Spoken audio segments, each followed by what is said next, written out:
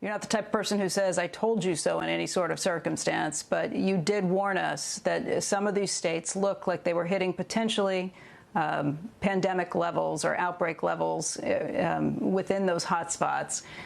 And the numbers that you worried about have all kind of come to fruition this week. What are you thinking at this point? Well, I think it's going to be difficult now to get this under control. They still have a window of opportunity to do that. But if you remember New York City announced their stay-at-home order on March 20th. That was a Friday. It went into effect that Sunday. And they didn't peak in the number of cases that they recorded, which was 7,000, which was less than what California recorded yesterday until, I believe, April 7th. So almost 3 weeks went by between the time that they put in place that stay-at-home order and the peak number of infections. So we know that there's a delay between the implementation of policy and actually affecting the scope of the epidemic. So whatever these states do right now is really going to help them in about 2 weeks, maybe a little bit longer than that. Whatever policy decisions they made a week or two ago, that's what we're seeing flow through right now. And so the next week or two is largely baked in terms of what impact you can have on it from policy.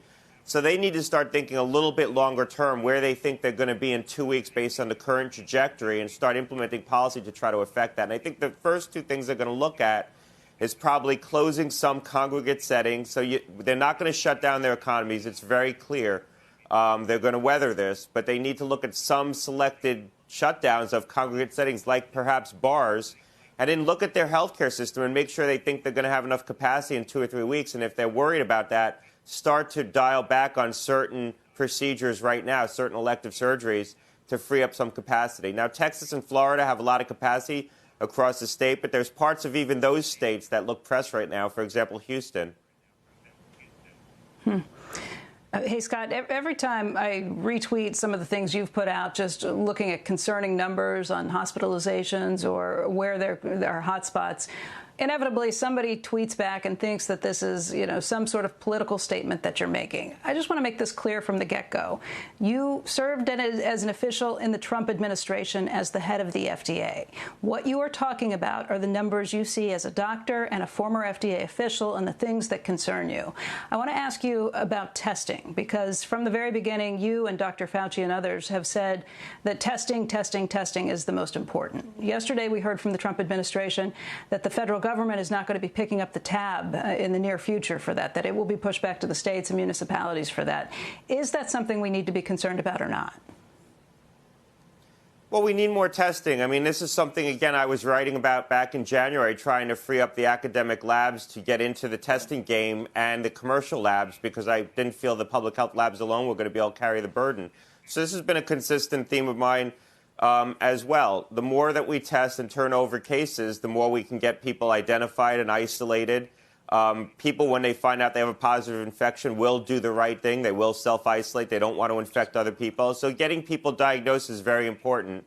We certainly don't want to be dialing back testing right now. We're testing a lot in this country. We're doing a good job in most states. Some states are going down, actually. Florida, very unusually, showed a 10% reduction in testing week over the last 2 weeks. But most states are still going up in the number of tests they're performing, and that needs to continue. That's the way we're going to get a handle on this epidemic. Look, people who don't want to shut down the economy, and I understand why. I understand the impact that had.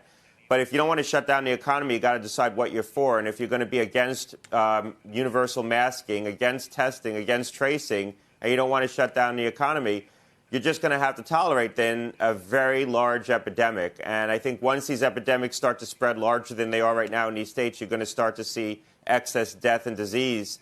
You're not seeing that right now because it's mostly in a younger demographic in Florida, for example, but it won't stay there.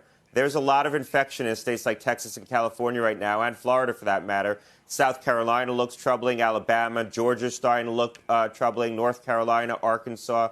So this isn't just confined to a handful of states anymore. Just on an economic front, if consumers don't hear about testing, then maybe they feel better about it. But if they realize there's less testing and we don't really know the situation, I would think that they would feel less confident about getting out there if they don't feel like they have the real facts. Well, the reality is what's going to drive this is what happens to the hospitals. And what forced the hand in Texas was the doctors coming together and saying, we have a challenge here. And that's what forced people's hands in New York as well.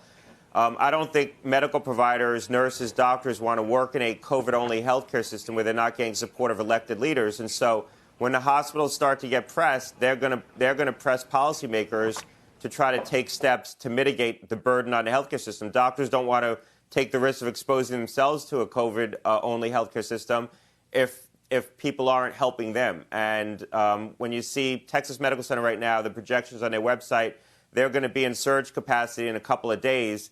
And within 2 weeks, if current trends continue, there'll be an unsustainable surge capacity, which means creating ICUs out of parts of the hospital that shouldn't be turned into ICUs. Right now, 27%, as of yesterday, 27% of all their ICU beds were COVID patients. And so you're starting to see some strains even on very big healthcare systems that do have capacity to sustain an awful lot.